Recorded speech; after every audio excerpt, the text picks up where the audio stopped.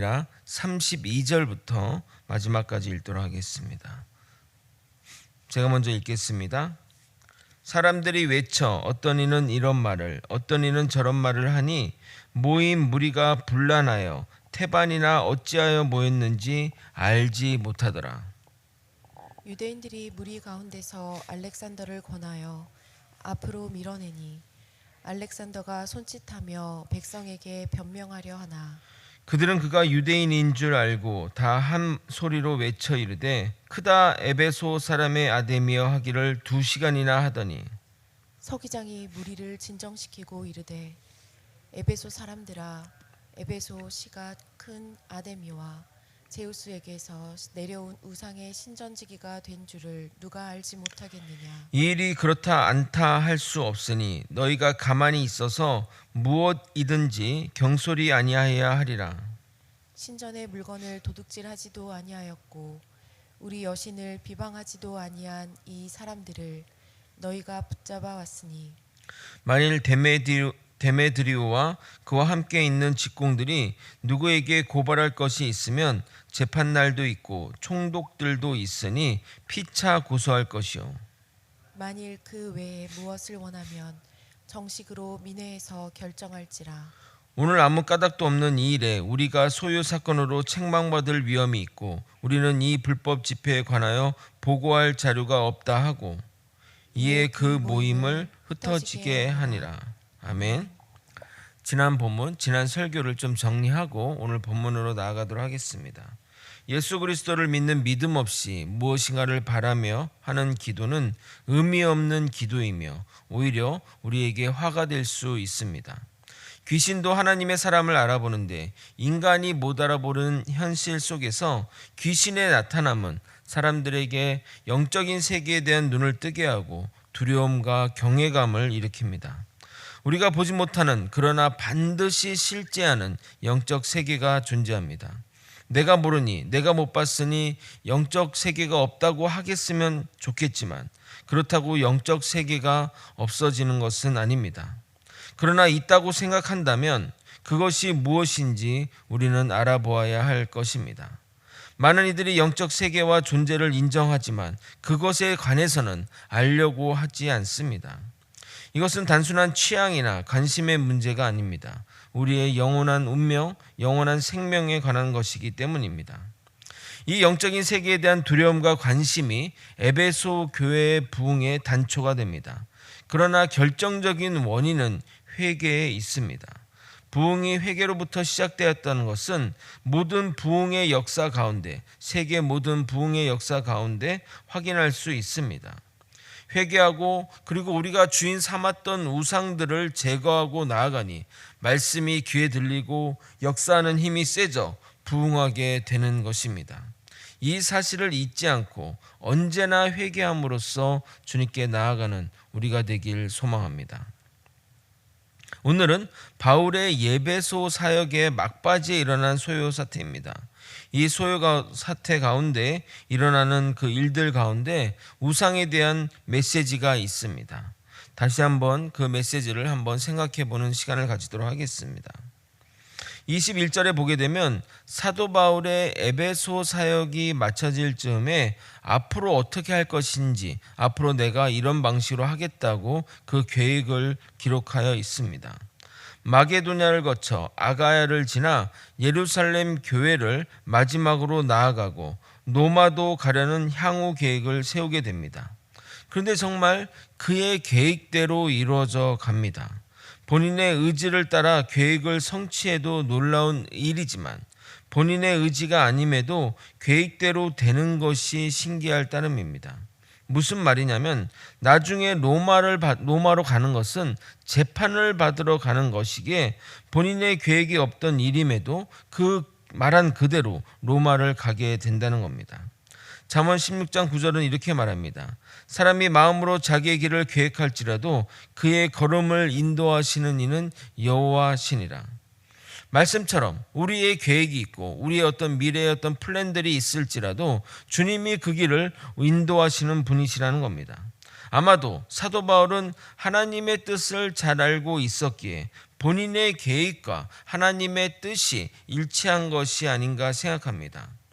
나도 내 뜻대로 내 계획을 계획할지라도 주님이 바라시는 삶이 되었으면 좋겠습니다. 내가 이렇게 살고 싶은데 주님의 뜻과는 전혀 반대된 삶을 살거나 주님의 뜻에 맞춰서 내 의지와 내 생각과는 그 전혀 다른 삶을 살거나 하지 않고, 그러니까 내가 바라는 삶이 주님이 원하는 삶이고 내가 주님이 원하는 것이 내 삶이 되었으면 좋겠습니다. 그러려면 우리가 주님의 마음을 품어야만 가능합니다. 복음성가 중에 이런 찬양의 가사가 있습니다. 아실 분도 아시겠지만 제가 한번 가사 내용을 좀 불러드리면, 아버지 당신의 마음이 있는 곳에 나의 마음이 있기를 원해요. 아버지 당신의 눈물이 고인 곳에 나의 눈물이 고이길 원해요. 아버지 당신이 바라보는 영혼에게 나의 두 눈이 향하길 원해요. 아버지 당신이 울고 있는 어두운 땅에 나의 두 발이 향하길 원해요. 이렇게만 될 수 있다면, 정말 하나님의 뜻과 내가 바라는, 그러니까 내가 그냥 내 마음속에 진짜 바라는 것들이 하나님의 뜻이 될 수 있다면 얼마나 좋겠냐 이 말입니다. 에베소의 주 신인 아데미 신의 정식 이름은 아르테미스인데 제우스 신의 자녀로서 아폴론과 쌍둥이 남매입니다. 원래 그리스에서는 사냥의 신이자 순결의 신이고 달빛의 신이었으나, 사진을 한번 보여주시면 원래 이 아르테미스, 그러니까 그 사냥의 신, 순결의 신, 달빛의 신이었으나 소아시아 지역으로 넘어오면서 이 지역의 대지 신인 키벨레와 결합하여 다산과 풍요의 신으로 바뀌게 됩니다. 그래서 신의 모양이 이렇게 변하게 됩니다. 두 번째 사진을 보게 되면 여성의 가슴과 소의 고환이 몸에 붙어 있는 것을 볼 수 있습니다. 매우 직관적인 신의 모습입니다. 풍요와 다산을 상징하기 때문입니다. 이것만 봐도 신이 어떻게 만들어지는지 눈으로 확인할 수 있습니다. 그러니까 그런 그 의지, 그러니까 우리가 생각하는, 그러니까 내가 상상하는, 그러니까 다산이고 그리고 또 풍요의 상징이니까, 그러면은 어떻게 신을 만들어야 될지 조각이 그렇게 상상이 신에 반영이 되었다는 겁니다. 에베소는 이 아데미를 숭상하는 성지로 유명한데 AD 263년 고트족에 의해 파괴될 때까지 세계 불가사리 중에 하나로 꼽혔던 아데미 신전이었습니다. 그 크기가 아테네 파르테논 보다 커서 당시 건축 기술로는 거의 절대 불가능했다고 합니다. 지금은 폐허가 되어 정광만 남았는데 당시에는 엄청난 위용을 자랑했다고 합니다. 고고학자들이 남은 유적으로 복원한 모습이 이런 모습이었다고 합니다. 이 파르테논 신전은 이 정각은 남아 있잖아요. 그 위에 뚜껑은 없고 그거보다 2배 크기나 높았다고 합니다. 그래서 이 엄청난 위용의 모습을 보고자 또한 자녀의 출산과 농사의 번영을 위해 많은 이들이 순례를 하러 이곳에 왔습니다. 그래서 온 김에 기념품처럼 또한 우상처럼 저 아데미 신전, 아까 만든 그 신전을 사가지고 간 것입니다. 사도 바울의 선교팀이 아시아 곳곳에서 복음을 전하고 있으나 사실 그런 영향력이 미미하고 그들의 영업에 지장을 줄 정도는 아닌데, 미래에 영향을 줄 것을 염려하여 데메드리오라는 세공업자들이 동료들을 들쑤서 문제를 확대하게 됩니다. 그 내용이 오늘 읽은 읽지는 않았지만 그 본문 가운데 있습니다. 그래서 24절부터 27절을 한번 같이 여러분과 저와 번갈아 한번 읽어보도록 하겠습니다. 즉 데메디오라 하는 어느 은장색이 은으로 아데미의 신상 모형을 만들어 직공들에게 적지 않은 벌이를 하게 하더니, 그가 그 직공들과 그러한 영업하는 자들을 모아 이르되, 여러분도 알거니와 우리의 풍족한 생활이 이 생업에 있는데, 바울이 에베소뿐 아니라 거의 전 아시아를 통하여 수많은 사람을 권유하여 말하되, 사람의 손으로 만든 것들은 신이 아니라 하니 이는 그대들도 보고 들은 것이라.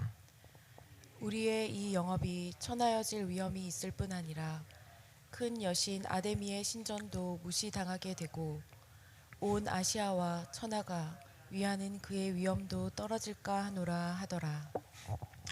그러니까 은세공업자의 이 말 가운데 우상의 핵심이 담겨 있습니다. 우상은 진짜 신이 아니며 자신을 위하여, 자신의 영업을 위하여, 자신의 일들을 위하여 만든 것입니다. 그 신으로 돈벌이를 하는 자들이 사도 바울 선교팀이 진실을 말하자 분노한 것입니다. 신을 무시해서 분노한 것이 아니라 자신들의 영업이 천하여질, 자신의 영업이 어려워질 상황 가운데 그렇게 한 것입니다. 물론 27절에 보면 신에 대한 이야기는 하지만 본질은 자신의 돈벌이 때문입니다. 만약 진짜 신이라면 자신의 위엄을 떨어뜨리는 발과 같은 무리를 가만두지 않을 것입니다. 그러나 가짜 신이고 인간이 자신의 수익을 위해 만든 신이니까 인간들이 대신 화를 내는 겁니다. 자신들의 생계와 관련된 문제이다 보니 그들은 분노했고 위대하다 아데미 사람의 아데미를 외치며 폭도들로 변하였습니다. 바울을 잡으려고 했으나 그가 보이지 않자 같이 다니던 가이오와 아리스다고를 대신 잡아 극장으로 몰려갔습니다. 우리가 뭐 극장이라고 하니까 어떤 실내 공간의 어떤 좁은 공간을 생각하는데 당시 극장은 오픈된 장소에 5만 명이 들어갈 정도의 큰 규모의 장소였습니다. 그런 유럽의 유적지 가면 그런 로마 시대의 그런 그 극장들을 볼 수 있는데 엄청난 크기의 그 장소였습니다. 순진하게 바울은 그들에게 가서 해명하려 했으나 주변 사람이 말리게 됩니다. 아마도 들어갔다면 분노한 폭도들에 의해 어떤 일이 벌어졌을지 모릅니다. 30절 31절을 읽어드리도록 하겠습니다. 바울이 백성 가운데로 들어가고자 하나 제자들이 말리고 또 아시아 관리 중에 바울의 친구된 어떤 이들이 그에게 통지하여 연극장에 들어가지 말라 권하더라. 이 군중이 얼마나 허망한 이유 중에 하나는 뭐냐면 모인 그들 중 대부분은 무슨 이유로 모였는지 모르고 사람들이 몰려가니 그냥 따라온 것입니다. 성난 군중 앞에 유대인 중 말 잘하는 그리고 동시에 같은 업에 종사는 알렉산더를 내세워 진정시키려 했으나 유대인이라는 이유로 더 군중이 난리가 난 겁니다. 2시간 동안 아데미여 위대하다 아데미여 이렇게 외쳤다고 합니다. 결국 에베소시의 서기장이 나서게 됩니다. 그는 에베소시의 가장 중요한 행정관으로서 도시 전체를 관장한다고 보면 됩니다. 그가 하는 주요한 일들은 에베소에 일어난 일을 총독이나 로마 당국에 보고하는 일입니다. 따라서 에베소에서 불법 집회나 폭동이 일어나는 것은 매우 심각한 문제입니다. 그래서 그는 좋든 싫든 폭도들을 안정시켜야 했습니다. 본문을 읽었으니 그냥 말한 내용만 간단히 정리하고 넘어가도록 하겠습니다. 에베소시는 명실상부한 아데미와 제우스에게서 내려온 우상의 전진 기지이다. 누구도 부인할 수 없는 일이다. 그러니 경솔하게 행동하지 말아라. 당신들이 끌고 온 이 사람들은 신전 물건들을 훔치거나 여신을 모독하지 않았다. 죄 없는 사람을 해하면 그 일을 누가 책임지겠는가?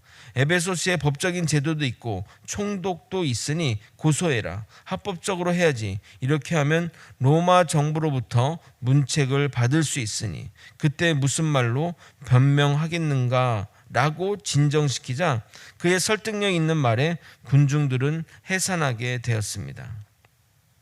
서기장의 논리적인 연설에 흥분된 감정을 다스리고 일상의 삶으로 돌아간 것입니다. 우리가 과거라고 해서 그 시대 사람이나 제도를 우습게 여겨서는 안 됩니다. 오히려 지금보다 더 선진적이고 더 논리적인 사람이 많습니다. 당시 로마 법 제도가 굉장히 초창기, 그러니까 로마 이후에는 또 무너져서 또 그랬지만 초창기 때는 굉장히 민주적이고 또 합법적인 제도를 가지고 있었습니다. 그런 모든 것들이 기독교 전파에 굉장히 큰 역할을 하게 됩니다. 모든 것이. 그러니까 그 다음번에 하겠지만 갑자기 그 도시 이름이 생각 안 나네. 하여튼 거기에 잡혀있던 그 사도 바울이 로마까지 압송되는 이 사실들이 로마의 그 법제도 때문에 가능했다는 겁니다. 아니 갑자기 생각 안 나네. 자, 하여튼 뭐 중요하지 않고 어느 도시에 있는데, 그러니까 뭐 지금으로 따지면 예를 들어 그 서울이 중심가라면 그 거제도에 어떤 죄인을 이렇게 압송해 가는 그 과정들이 그 로마의 철저한 법제도 때문에 가능한 일이라는 것입니다. 이 모든 것들이 하나님의 인도하심이라 생각합니다. 말씀을 정리하겠습니다. 사도 바울이 앞으로 어떻게 사역하게 될지 계획했는데 정말 놀라운 것은 계획한 대로 이루어져 가게 됩니다. 사도 바울의 불굴의 의지로 그렇게 이뤄낸 것이 아니라 하나님의 마음을 품은 사도 바울의 계획이었기에 하나님이 이루시는 것입니다. 나중에 보게 되겠지만 사도 바울의 힘으로 이루어지는 것이 절대 아님을 확인하게 될 것입니다. 우리가 주님의 마음을 품고 나아간다면 그 일은 반드시 이루어질 것입니다. 왜냐하면 주님이 이루어 주실 것이기 때문입니다. 그러나 이생의 자랑으로 인간적인 욕심으로 행하는 일들은 실패할 수밖에 없습니다. 아니, 성공해도 문제입니다. 더 큰 파멸로 이끌기 때문입니다. 성령님께 붙들려 주님의 마음을 품고 주님의 일을 내 미래에 맞춰 살아가는 저와 여러분이 되시길 예수님의 이름으로 소망합니다. 기도하겠습니다. 하나님의 뜻을 따라 살아가는 우리가 되게 도와주시옵소서. 아버지, 우리가 계획했던 모든 일들이 하나님의 뜻이 되기를 원합니다. 하나님과 호흡하며 성령님께 아버지 인도함 받아 아버지 우리의 모든 계획과 우리의 모든 할 일들을 아버지 믿음 따라 할 수 있도록 이끌어 주시옵소서. 주님의 기도하는 가운데 하나님의 능력이 우리에게 덧입혀져서 하나님의 따라 믿음 따라 살아가는 믿음의 백성들 다 될 수 있도록 역사하여 주시옵소서. 말씀을 더욱더 깨닫고 말씀 따라 살아가는 믿음의 백성들이 또한 되게 주님 역사하여 주시옵소서. 사랑이 많으신 예수 그리스도 이름으로 기도드립나이다. 아멘. 주기도문으로